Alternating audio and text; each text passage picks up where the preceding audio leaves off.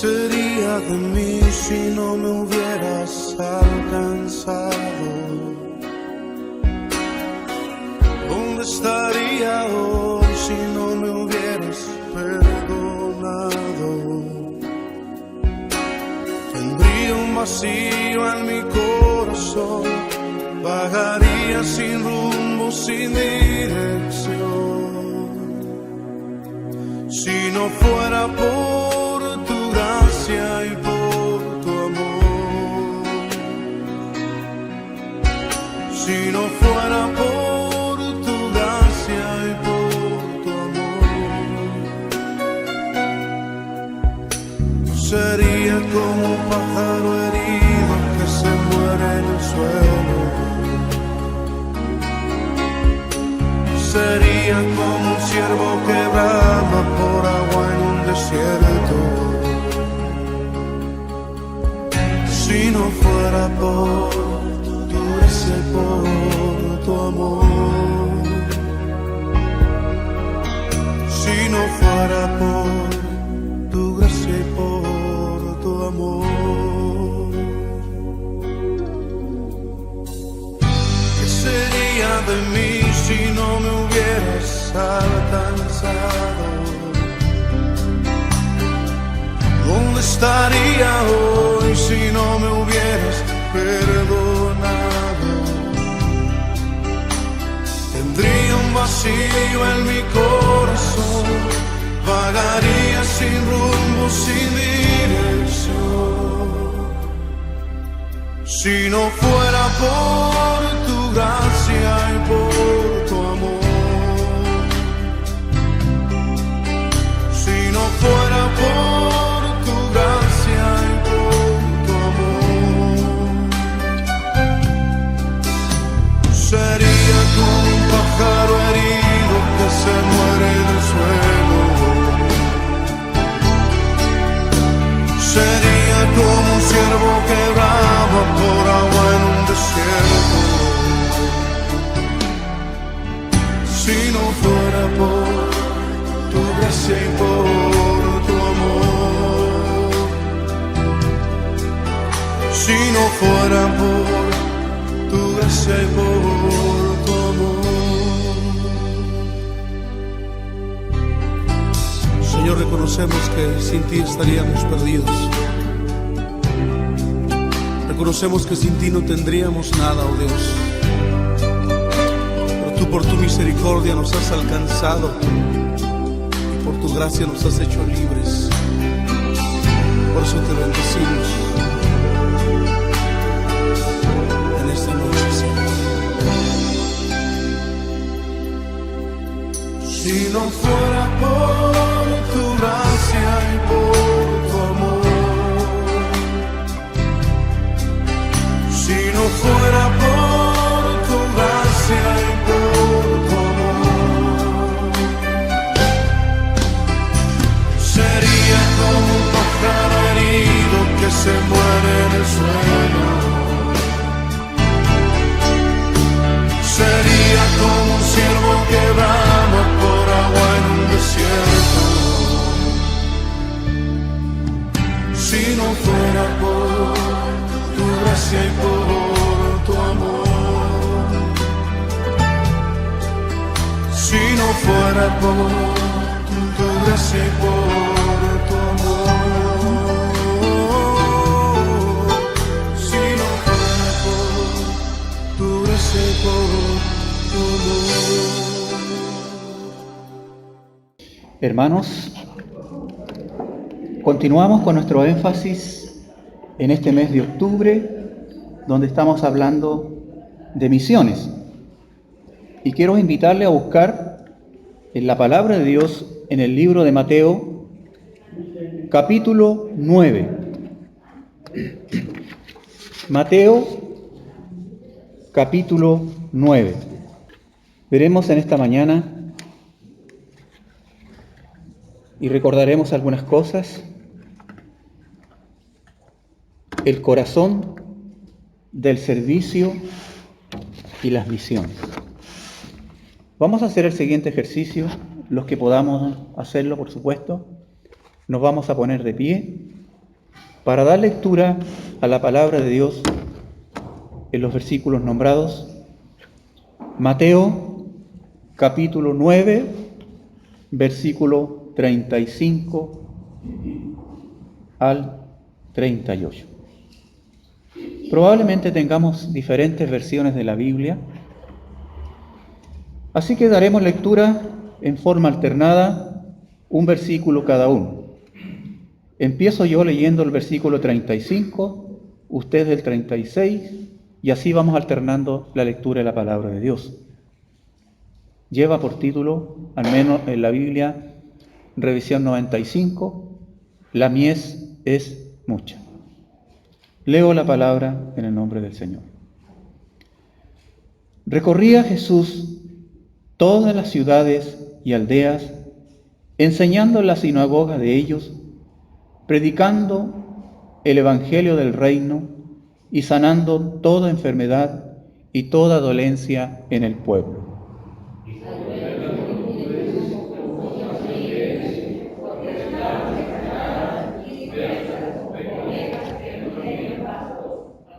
Entonces dijo a sus discípulos: a la verdad la mies es mucha, pero los obreros pocos.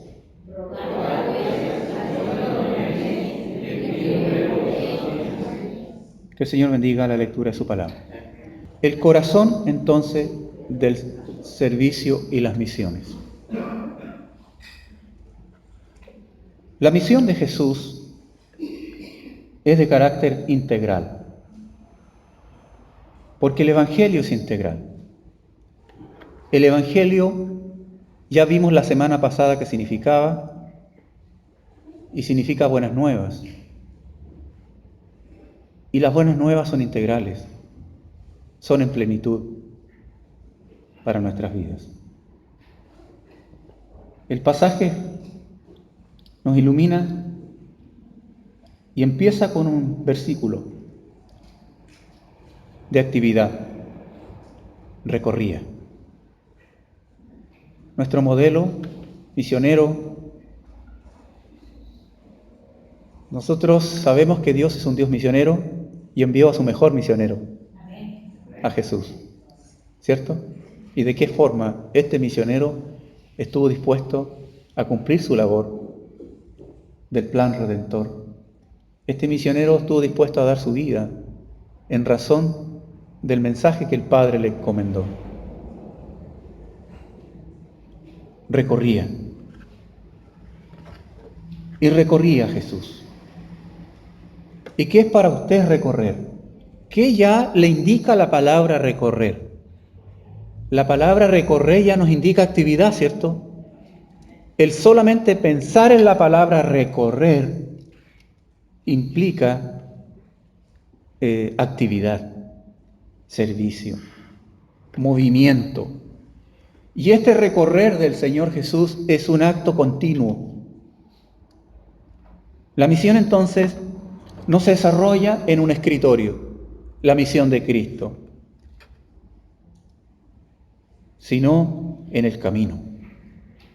Jesús es alguien que trabaja y duro por llevar a efecto el reino de Dios. De hecho, a Jesús yo creo que la tranquilidad le produce incomodidad. Esto nos enseña un principio. La comodidad produce aletargamiento en nosotros. Y la iglesia que sigue los pasos de Jesús debe tener como modelo a Jesús, recorrer como Jesús lo hacía. Y no por medio de una actividad o algún evento que tenga la iglesia, sino la iglesia recorre todos los días. ¿De qué forma? A través de sus miembros, a través de usted el Señor recorre. La iglesia no va a llegar al lugar donde usted recorre. La iglesia no va a poder llegar a los contactos que usted tiene semanalmente. La iglesia no va a llegar a tener contactos en el consultorio en tal horario porque usted está ahí. La iglesia recorre a través de nosotros, el Señor recorre a través de su pueblo, de esta forma. Y de esta forma el Señor nos utiliza. La misión, entonces, la misión de Dios está donde nosotros estamos. La misión de Dios está donde estás tú, eres misión. Donde estás tu vecino, en tu trabajo, donde sea, en La faena, en el norte, como mi hermano que trabaja, ¿todavía allá en el norte, hermano? ¿A dónde? En Iquique. En Iquique, o acá en Andacoyo, como mi hermano, el Señor recorre a través de usted. Recorre a través de mí. La misión entonces está donde nosotros estamos todos los días. No un evento, una actividad en el mes de misiones. Interesante, porque Jesús no estaba ocupado en hacer campañas evangelísticas. Él era el Evangelio mismo. Él encarnaba el Evangelio. Él no necesitaba decirle a los discípulos, hoy día vamos a hacer un impacto evangelístico. Él recorría y él salía con ellos. O hacer un evento en el templo. Él recorría. Y al recorrer, ¿qué implica? Cuando uno recorre, conoce la gente. Porque tiene contactos con ellos. Conoce su forma de vivir, sus estilos de vida. Conoce sus viviendas. Conoce sus recursos, conoce sus problemas. Conoce sus historias. Conoce sus problemáticas, porque Jesús en su recorrido se sienta para escucharles, para atenderles. Por eso es importante este recorrido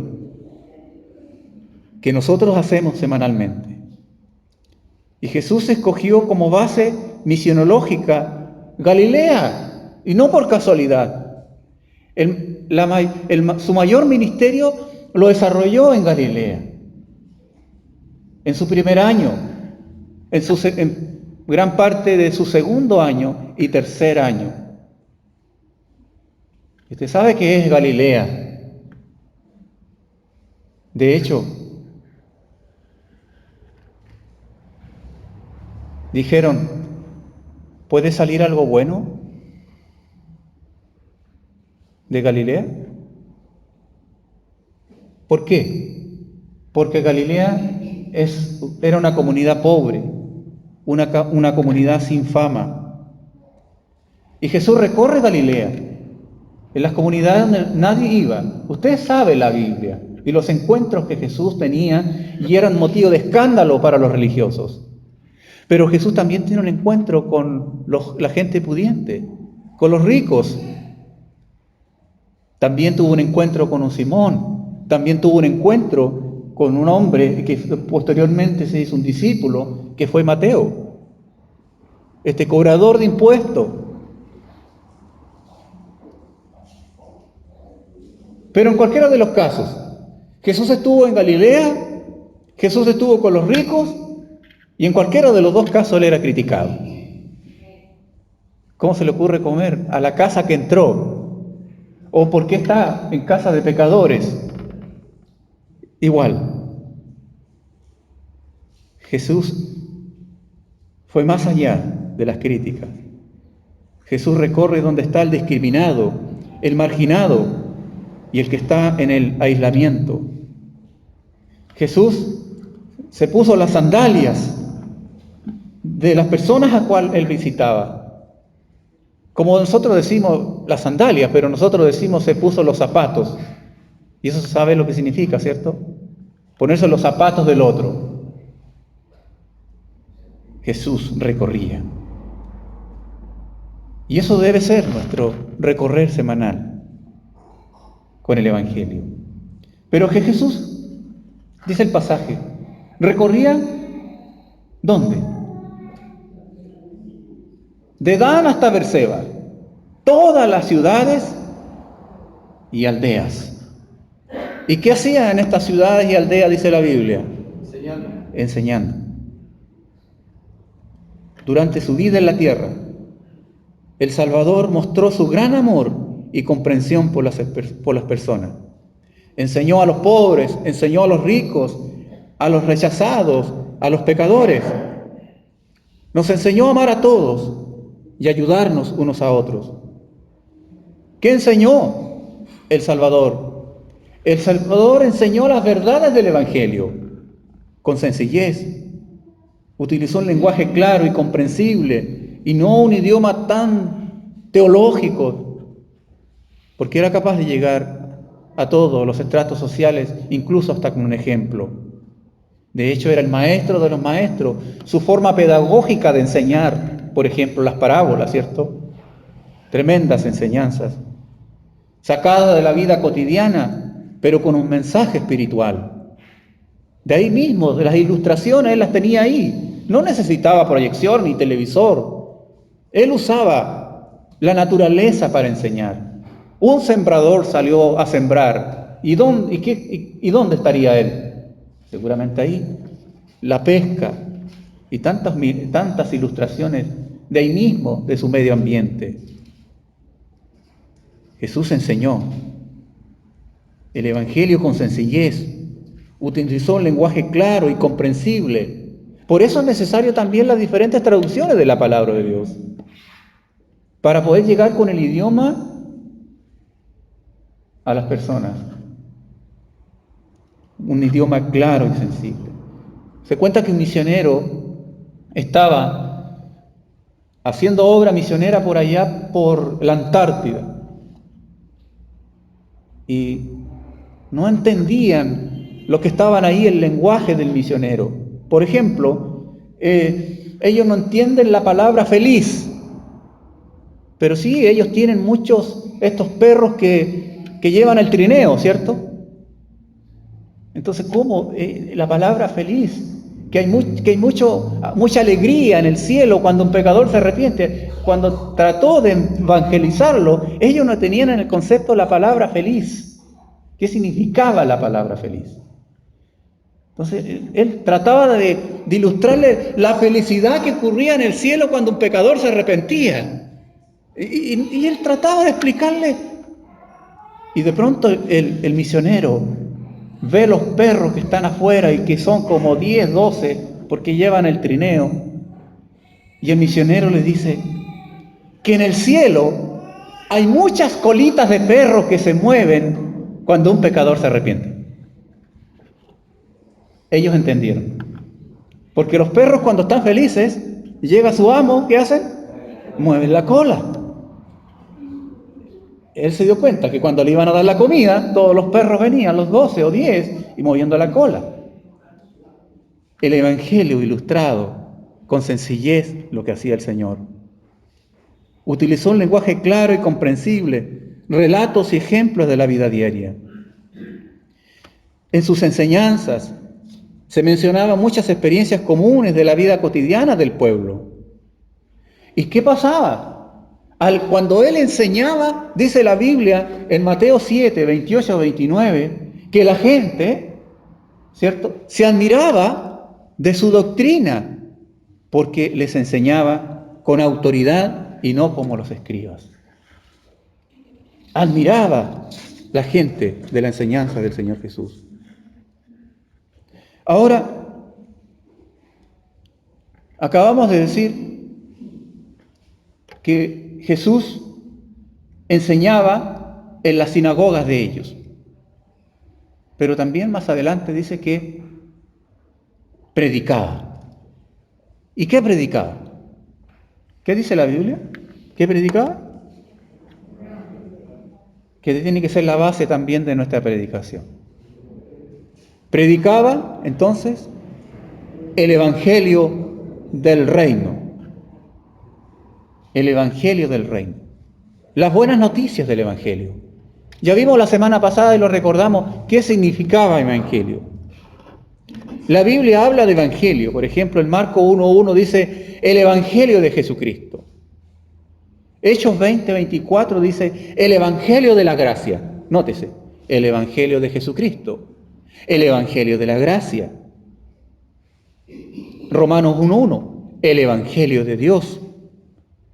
2 Corintios 4:4, el evangelio de la gloria de Cristo, Efesios 1:13, el evangelio de vuestra salvación. Mire los símiles. Y mire Efesios 6:15, el evangelio de la paz. Él predicaba el evangelio del reino, o sea, el evangelio de Jesucristo, el evangelio de la gracia, el evangelio de Dios, de la gloria de Cristo, el evangelio de vuestra salvación, el evangelio de la paz. ¿Y qué decía Jesús con el evangelio? Que el reino de Dios se había acercado, que el evangelio había llegado y las promesas de redención a su pueblo estaban por cumplirse en su propia persona. ¿Se acuerda cuando leyó el libro de Isaías? Y él dijo adelante de todos que esta palabra se había cumplido en él. Y que la única forma de participar de este reino es por medio de la fe en él. Predicar el evangelio del reino. Entonces, primero, Jesús recorría. Segundo, Jesús enseñaba. Tercero, Jesús predicaba. Y cuarto, ¿qué más hacía el Señor Jesús? ¿Se acuerda que dijimos que el evangelio es algo integral, no una parte? Jesús sanaba. Hermanos, el evangelio, y yo creo que aquí cada uno puede decir esto conmigo, que es una gran verdad. El evangelio es liberador. Aquí todos hemos sido liberados y seguimos siendo liberados. El evangelio es liberador. La misión de Jesús es esa. No atar, no encadenar como los religiosos judíos, que sus leyes eran imposibles de poder cumplirlas. Más que andar haciendo milagros el Señor Jesús, Jesús reivindicaba el hecho de ser alguien, de ser persona. Como recién le dije a Vanessa, yo ahí, primera vez que viene, Dios te conoce. A cada uno que está aquí en esta hora, Dios le conoce. Dios sabe quién eres tú. No eres un número, eres un ser humano, eres una persona a quien Dios ama. Independientemente de tu condición, Dios te ama.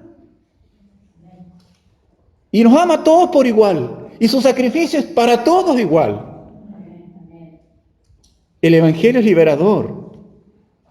Imagínense, el Señor Jesús predica este sermón de sanidad y liberación en una cultura judía, cargada de culpabilidad a la gente, incluso posteriormente también, en la Inquisición, ¿no? Etcétera. Una cultura judía cargada de culpabilidad. Los leprosos, por ejemplo, ¿tenían alguna esperanza? No tenían ninguna esperanza. ¿Dónde vivían? Y más encima, cuando se acercaba a alguien, ¿qué tenían que hacer los leprosos? Gritar. No solamente sufrían la marginalidad, sino gritar su enfermedad. No te acerques, soy el leproso. Estoy contaminado. Los leprosos, los enfermos. Recuerden por qué esta persona está enfermo, por qué esta persona está paralítica, por qué esta persona. ¿Cuál era el pensamiento judío? O pecó él o pecaron sus padres. Por esa razón. Los pobres no tenían ninguna esperanza, porque también era sinónimo de pecado. ¿Sabe que hoy día ocurre lo mismo, hermano? Jesús vino a liberar. Jesús vino, como decimos aquí en última parte, Jesús vino a sanar. Pero hoy en día también hay ataduras, hay falta de liberación, porque existen religiones insanas que cargan a la gente. La gente vive cargada de culpas, la gente vive cargada de pecados, la gente vive condenada, se ve sin esperanza. Son una carga más que ser un acto liberador. Ahora, nosotros conocemos la palabra de Dios y lo que dijo Jesús. Y conoceréis la verdad, y la verdad os hará libres. ¿Podemos repetirlo? Y conoceréis la verdad, y la verdad os hará libres. ¿Es libre usted? Somos libres en Cristo. Somos libres en Cristo. Con Jesús hay una restauración plena. ¿Se acuerda esa mujer? ¿Dónde están los que te condenaban? Uno a uno fueron desapareciendo. ¿Y qué dijo él finalmente? Ni yo te condeno. Ve en paz. Jesús vino a sanar, a liberar, hermanos. Por eso digo también que hay corrientes religiosas que atan, encadenan a la gente. Ni yo te condeno. Ni yo te condeno física, socialmente ni espiritualmente. ¿Y a quién Jesús no condena? A todos, sin excepción. Aquellos que se rinden a sus pies. Ojo también, porque hay un tipo de evangelio moderno. Sí, es verdad por una parte, pero una verdad entre comillas. Jesús me ama tal como soy. Y es verdad, ¿o no?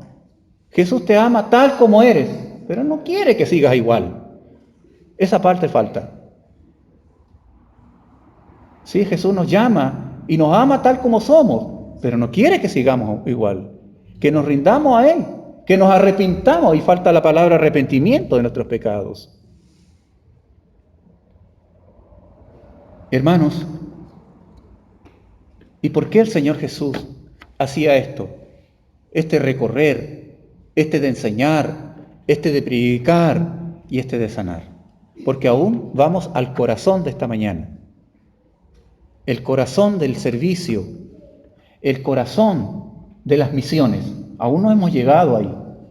Ahora vamos. ¿Por qué el Señor recorría, enseñaba, predicaba y sanaba? Dice, toda dolencia en el pueblo. Ahora el versículo 36, ahí está el centro, creo yo. Usted tendrá otra interpretación y lo respeto. Pero creo yo de que el versículo 36 es el corazón de todo lo anterior. Versículo 36. Al ver las multitudes, tuvo compasión de ellas, porque estaban desamparadas y dispersas como ovejas que no tienen pastor. Aquí está, creo yo, el corazón, la compasión. La compasión. Nadie puede recorrer si no tiene compasión. Nadie puede predicar el evangelio del reino si no ama a las personas. Nadie puede, estimados hermanos, predicar si no tiene compasión.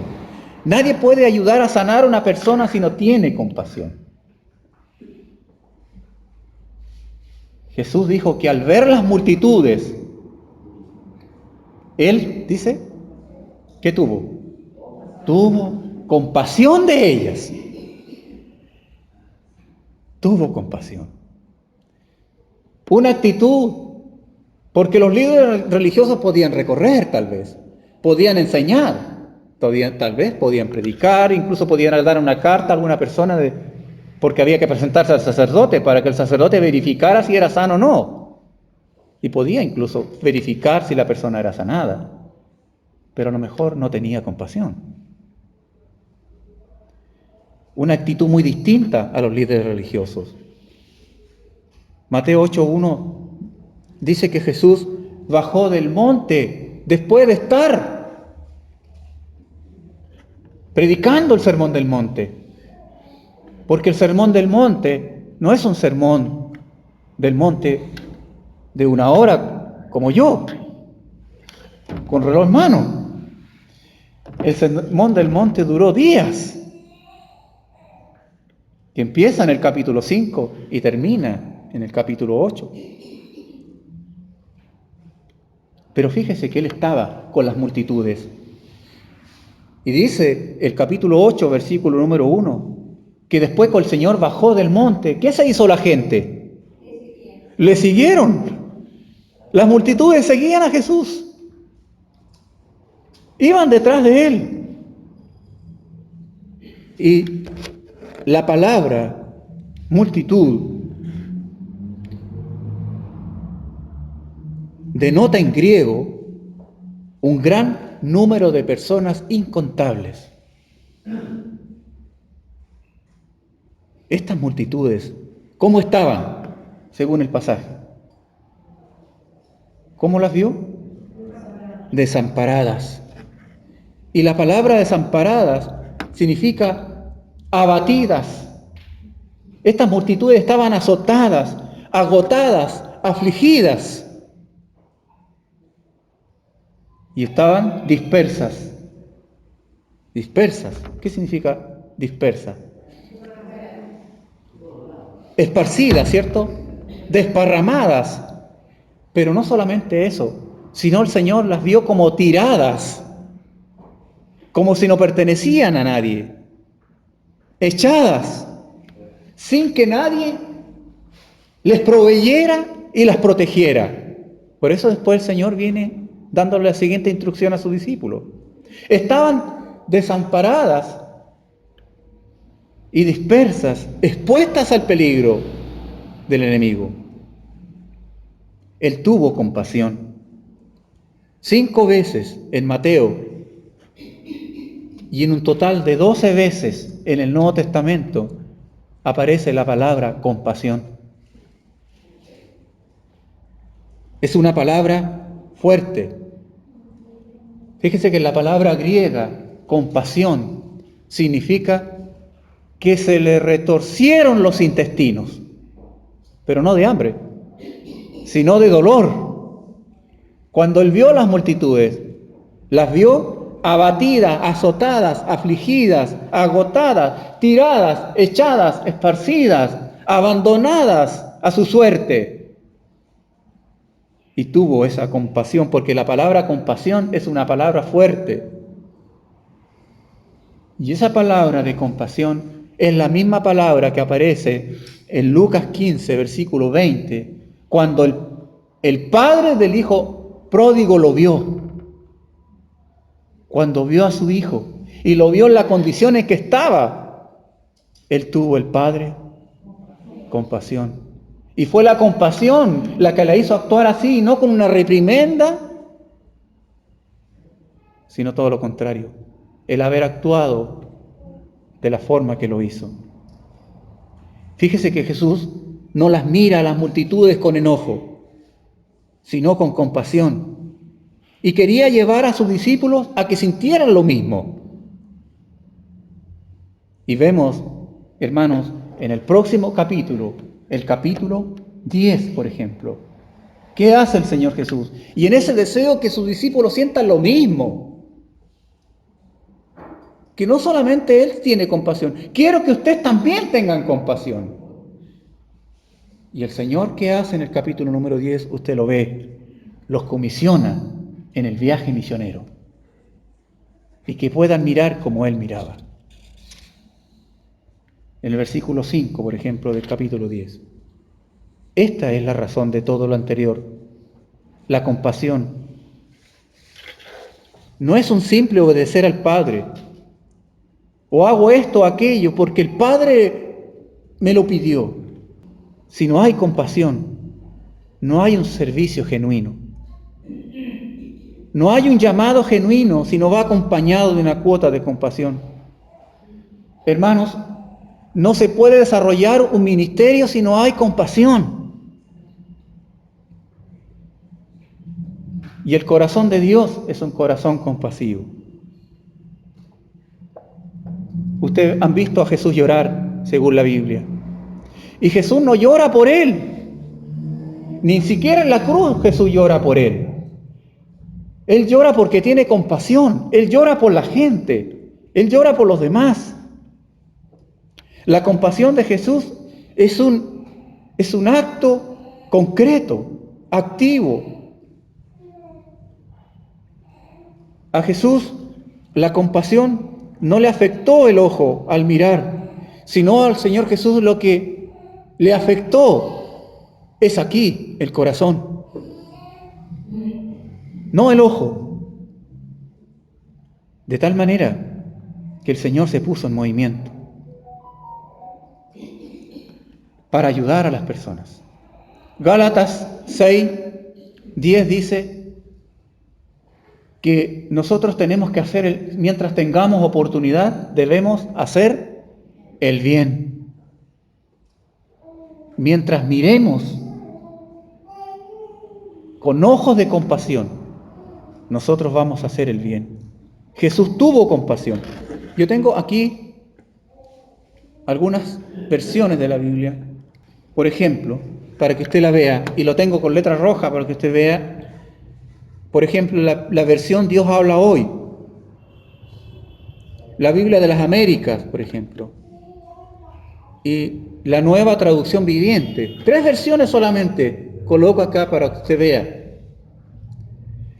Por ejemplo, la Biblia Dios habla hoy dice: al ver la gente sintió compasión de ellos porque estaban cansados y abatidos.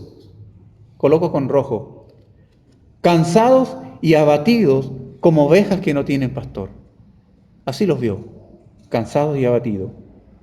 La Biblia de las Américas dice: y viendo las multitudes, tuvo compasión de ellas. Fíjese que yo sigo leyendo varias otras versiones de la Biblia y la palabra compasión no es reemplazada, porque es el núcleo, es el centro. Y al ver la multitud de compasión de ellas, porque estaban angustiadas y abatidas, como ovejas que no tienen pastor. Ahora, ¿qué dice la Nueva Traducción Viviente? Cuando vio las multitudes, les tuvo compasión, porque estaban confundidas y desamparadas, como ovejas que no tienen pastor. ¿Qué le llama la atención de estas versiones? Que la palabra de compasión, al ver que la palabra compasión no es reemplazada y que las 3 versiones dicen porque eran como ovejas que no tienen pastor. Nuestro servicio y vida cristiana, hermanos, dependerá de cómo miremos a las personas y cómo las veamos. Es la compasión la que mueve las entrañas, porque estaban como ovejas que no tienen pastor, o sea, estaban lejos del Padre. Así vio las multitudes, expuestas al devorador, dispuestas a Lucifer. El campo misionero es amplio. Jesús dijo en Juan 4:35, ¿no decís vosotros, aún falta 4 meses para que llegue la siega? He aquí os digo, alzad vuestros ojos y mirad los campos, porque ya están blancos para la siega. Algunos creen que estas palabras, no decís vosotros, que aún faltan 4 meses para la siega, Jesús estaba refiriendo a una época del año, no para la cosecha. Pero otros creen que no es así, ¿no? Recordemos estas palabras también, ¿cuándo fueron dichas? ¿Y en qué contexto? Estamos en el Juan 4, o sea, esto es un relato después del encuentro con la samaritana. Otros creen que está citando a un dicho popular de su tiempo. Lo que ese dicho popular tal vez significaba es que ya no tenemos que seguir esperando, todo está listo. Como sea un dicho popular, o sea que tiene que ver con la siega, el tema es que ya está todo listo, lo que dice el Señor Jesús. Jesús, al ver los samaritanos, le da un sentido de urgencia. Ustedes están esperando, pero el campo ya está listo para la siega. Fíjese que nos dice que el campo está listo para sembrar, sino que el campo está listo ¿para qué? Para cegar.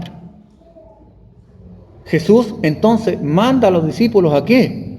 No a sembrar ahí, en ese contexto, sino a cegar. Y el Señor a todos nos ha enviado a trabajar. Y si no trabaja, da trabajo. El que no trabaja da trabajo. Y otro tendrá que hacer su trabajo. Jesús sabe que toda persona que está en estas grandes multitudes va rumbo a la muerte eterna. Además, estas multitudes sugieren una lamentable labor y falta de labor evangelística y misionera para cubrir estas necesidades. Estas inmensas multitudes, Jesús, ¿cómo las llama? En el versículo número 37. Entonces dijo a sus discípulos: a la verdad, la mies es mucha, pero los obreros pocos. La representa a estas grandes multitudes como la mies, como un extenso campo que necesita atención de inmediata. Y fíjese que Jesús manda en el versículo 38. La primera palabra del versículo 38 es rogad, no quejad, rogad. Jesús manda orar a sus discípulos, pero con un motivo. ¿Cuál es el motivo? Que el Señor, rogad pues al Señor de la mies que envíe obreros a su mies. Jesús dice que ellos rueguen, que Dios sea enviando obreros. Nosotros rogamos muchas veces por otras cosas. ¿Qué es lo que más rogamos nosotros? Rogamos por sanidad, rogamos por soluciones de problemas familiares, económicos, etc. Pero Jesús manda en este contexto, va más allá, a rogad. Dice rogad, no dice orar, rogad. Y nadie ruega o implora si no ve una gran necesidad. De hecho, la palabra rogad viene del griego de omai, que es una oración que expresa un ruego de un alma en gran angustia. Hermanos, tú orarás, yo oraré, pero otra cosa es rogar. ¿Usted ha rogado? ¿Ha rogado? Jesús nos dice que rogad. ¿Cuál es el concepto que nosotros tenemos de rogar? Rogar es como suplicar, ¿o no? Porque nuestras oraciones nunca serán iguales. Va a depender del contexto en el cual nos encontremos. Si de pronto recibo una enfermedad, la noticia de una enfermedad grave, yo te garantizo que tu oración va a ser distinta. No es que estás orando por los alimentos. Nuestras oraciones no son iguales. Depende de lo que le pidamos y la necesidad que tengamos en el momento. No es lo mismo orar por los alimentos, como acabo de decir, que orar por la enfermedad grave de un ser amado, por ejemplo. Yo creo que ahí en ese momento nos volcamos todas las rodillas y rogamos y suplicamos a Dios que tenga misericordia. Pues eso es lo que está pidiendo el Señor. Pero está pidiendo que roguemos. ¿Y por qué? Para que el Padre mande, envíe obreros a su mies. Por lo tanto, este rogar no es lo mismo. No es un simple orar. Muchas oraciones nos impulsan a derramar lágrimas y ruego. ¿Se acuerda la última vez que usted rogó y que lloró por algo? Muchas oraciones nos impulsan a derramar lágrimas y ruego por recibir respuesta a nuestro Dios. Incluso podemos hacer hasta ayuno en esa ocasión. Y Jesús le dice a sus discípulos que era necesario rogar, derramar lágrimas para que Dios obrara en levantar obreros comprometidos. ¿Y sabe por qué este ruego, hermanos? Rogad al Padre, ¿para qué? Para que envíe obreros a su mies. ¿Y sabe por qué este ruego? Porque nosotros no estamos orando simplemente para que se levanten hermanos en la congregación a desarrollar una labor de evangelización o salgan a hacer evangelismo afuera. Hermanos, para que una iglesia se levante en misioneros se necesita algo más. Porque un misionero dejará abandonado todo muchas veces y se irá al campo donde Dios lo envíe. Incluso estará dispuesto a dar a su vida, incluso por el Evangelio. Por eso, no se necesita una simple oración para que una persona abandone todo. Para que se levanten misioneros en una iglesia se necesitan ruegos, porque esta persona va a dejar todo por desarrollar esta labor misionera. Va a tener que pagar un precio. Un misionero entonces, un obrero dispuesto a ir al campo y pagar el precio, no es producto de oraciones superficiales, sino en la respuesta al ruego de una iglesia, a la súplica a Dios de una iglesia. Y cuando Jesús le dice a sus discípulos que rueguen por más obreros, no cae en ese juego de hacerles creer que ellos son los únicos iluminados, porque pudo haberles dicho, pero no. No cae en ese juego. Ustedes son los únicos iluminados. Rueguen, dice él, para que Dios envíe. ¿Sabe por qué? Porque este ruego, porque Dios no desea que se instaure en ellos una mentalidad de ser exclusiva. Nosotros somos los discípulos y somos los encargados de hacer la obra misionera. No, ellos rueguen ustedes para que el Señor envíe. Jesús pidió que oraran para que Dios, quien es el que envía, escoge y envíe obreros. ¿Envíe qué cosa?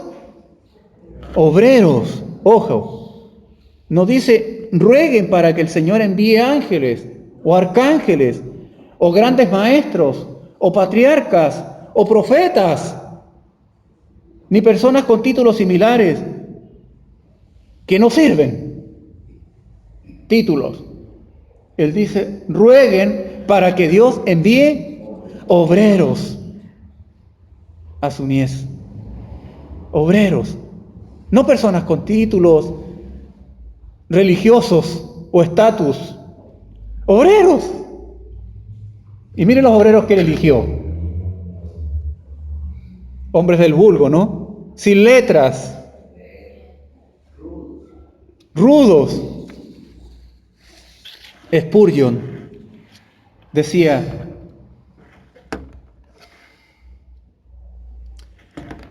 los pretendientes eran muchos, pero obreros reales en la mies eran pocos. Los ministros creados por el hombre son inútiles. Todavía quedan los campos llenos de hombres que no pueden usar la hoz. Todavía los verdaderos recolectores son pocos y distantes entre sí. ¿Dónde están los ministros? Los ministerios instructivos y ganadores de almas, pregunta Spurgeon. Tal vez nosotros, que tenemos varias necesidades y proyectos por concluir, ¿qué rogaríamos como iglesia? ¿Cierto? Pero tenemos varios proyectos por terminar. Hacen falta. A lo mejor rogaríamos, Señor, envía maestros eruditos. Señor, envía músicos talentosos, mejores de lo que tenemos. Señor, envía empresarios porque necesitamos plata. ¿No? Las ofrendas son pocas. Señor, envía gente con una gran visión. Pero Jesús pide que roguemos para que Dios envíe, ¿qué cosa? Obreros. Anónimos, que nosotros no conocemos. Porque Él puede, solo Él puede enviar. Él puede empujar trabajadores. Hermanos, son importantes los seminarios, y yo estuve en uno de ellos. Son importantes las escuelas, los institutos misioneros. Pero solo Dios puede llamar y enviar con efectividad. Rogad al Padre para que Él envíe, porque no son los seminarios los que envían misioneros, es Dios el que los levanta. Pero, pregunto, ¿hay falta de obreros en la viña? ¿Hay falta de obreros en la iglesia madre de Tierra Blanca? ¿Cierto? ¿Falta obreros en las misiones? ¿Hermana Margarita? Faltan obreros allá en Pan de Azúcar. Faltan obreros. ¿Estarán aquí en esta mañana? Oh, Dios mío, rogamos para que los levantes si están aquí. Pero tenemos que llorar para que el Señor lo levante a usted. ¿Faltan obreros en la misión del bosque? El encargado no dijo ni amén, así que no, parece. ¿Faltan obreros en la misión del bosque?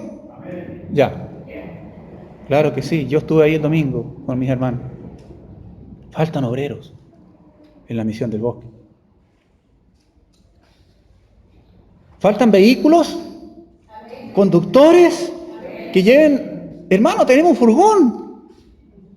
Y faltan conductores. ¿Por qué no hace el curso usted? A 2 se necesita. Y vaya a llevar los niños al campo misionero. ¡Qué bendición! Tenemos un furgón acá. Faltan maestros de Biblia. Faltan recursos para las colaciones. Personas que hagan evangelismo personal en el campo misionero. Personas que le den la colación a los niños. Un oído de alguien que necesita ser escuchado.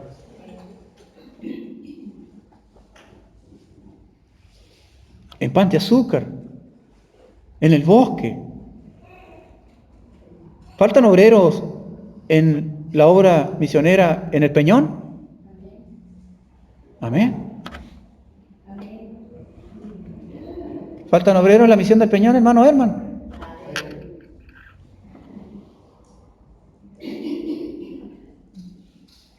Hermanos, ¿sabe que a la avanzada del Peñón va un grupo de 13, 14 adolescentes y llegan solos, hermanos? Y llegan como pasados de hambre. Muchos niños van por la colación y sorprendentemente, bueno, los adolescentes son buenos para el diente, ¿no? Pero ellos van impulsados por la colación que la iglesia da también. Y se comen el sándwich y lo que nosotros les damos. Y después dicen, tía, ¿no tiene otro sanguchito? Porque no hemos almorzado. ¿No? Hermanos, así es la realidad. Para que envíe, no para que los encierre, para lo que se impulse hacia afuera, a las misiones. ¿Y dónde están esto?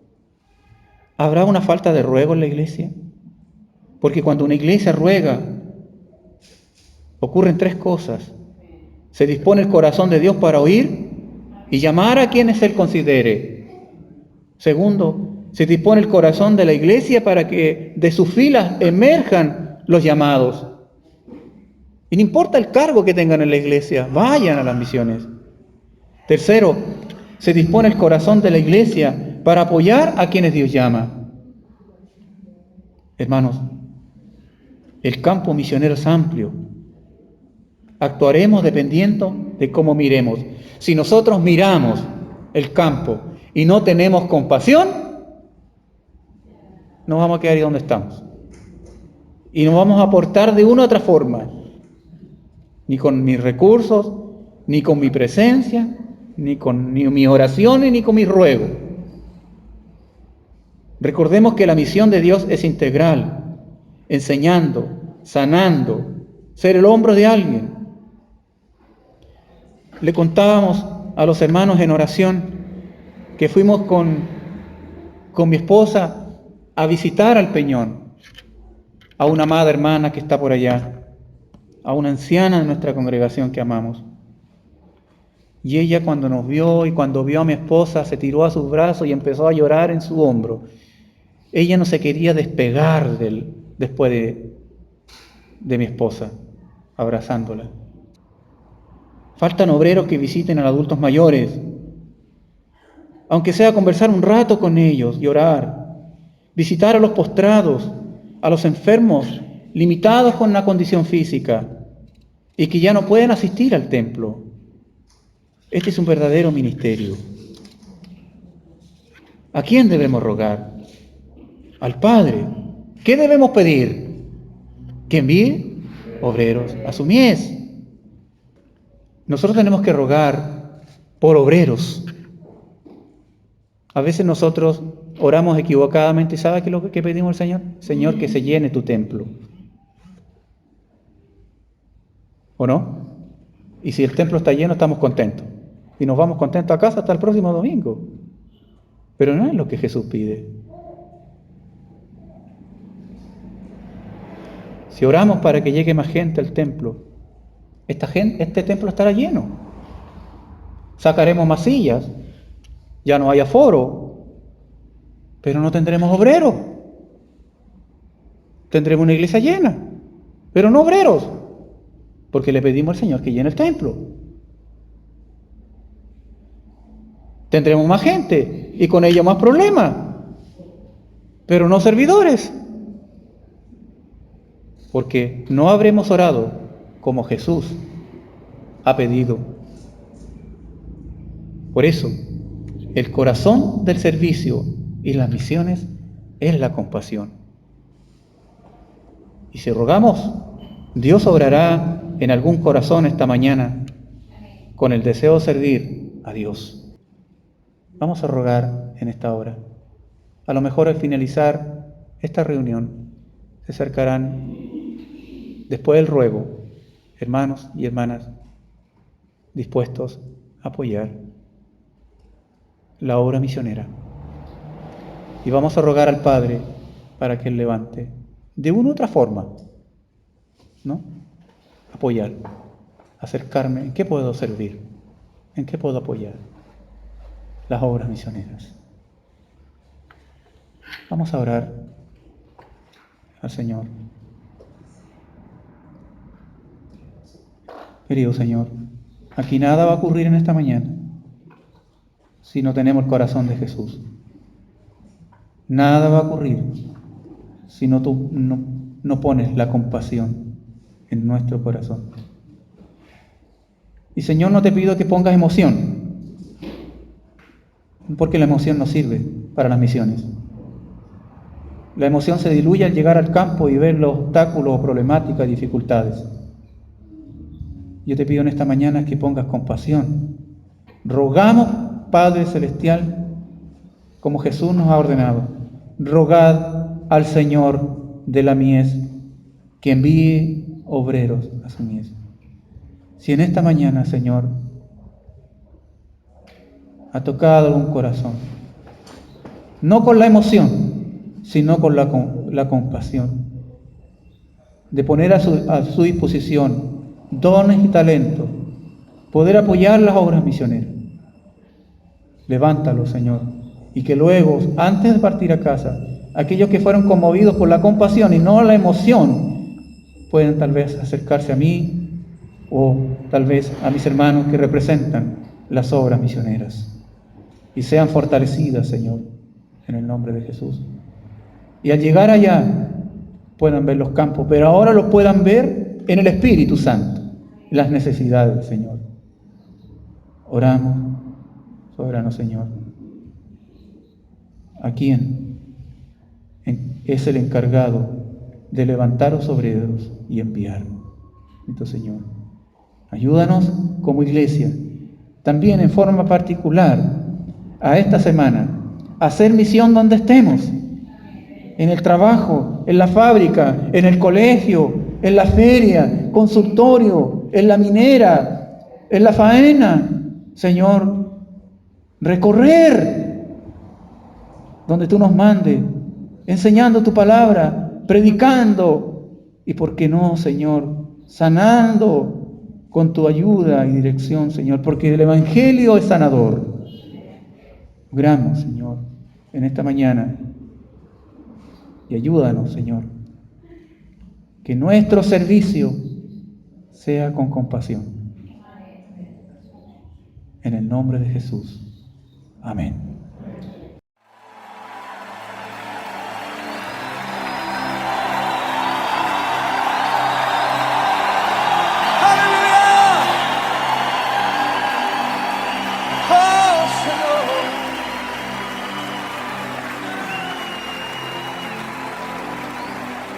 Las naciones proclamen, declaren, gobiernas hoy. Las naciones conozcan tu gloria, tú eres Dios. Las naciones proclamen, declaren, gobiernas hoy. Las naciones conozcan tu gloria, tú eres Dios.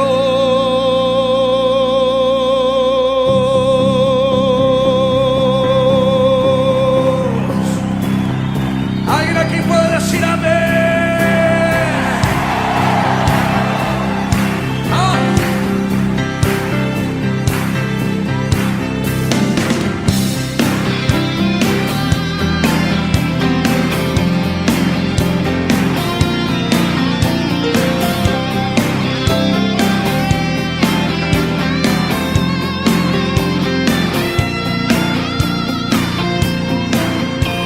Levántense las naciones, den gloria y honra al Rey. Congréguense en los pueblos, doblen su rodilla al Rey y esperen en Él. Clamen al Rey y conozcan a Él, que es amor, justicia y verdad. Las naciones proclamen, declaren, gobiernas hoy. Las naciones conozcan tu gloria, tú eres Dios. Las naciones proclamen, declaren, gobiernas hoy. Las naciones conozcan tu gloria, tú eres Dios. Levántense en las naciones, den gloria y honra al Rey. Congréguense en los pueblos, doblen su rodilla al Rey y esperen en Él. Clamen al Rey y conozcan a Él, que es amor, justicia y verdad. Las naciones proclamen, declaren, gobiernas hoy. Las naciones conozcan tu gloria, tú eres. Las naciones proclamen, declaren, gobiernas hoy. Las naciones conozcan tu gloria, tú eres Dios. Calle delante de Él toda la tierra, humíllese ante el Señor y su gran poder. Calle delante de Él, calle delante de Él toda la tierra, humíllese ante el Señor y su gran poder. Calle delante de Él, calle delante de Él toda la tierra, humíllese ante el Señor y y su gran poder. Dilo una vez más, calle delante de Él. Calle delante de Él toda la tierra. Humíllese ante el Señor y su gran poder.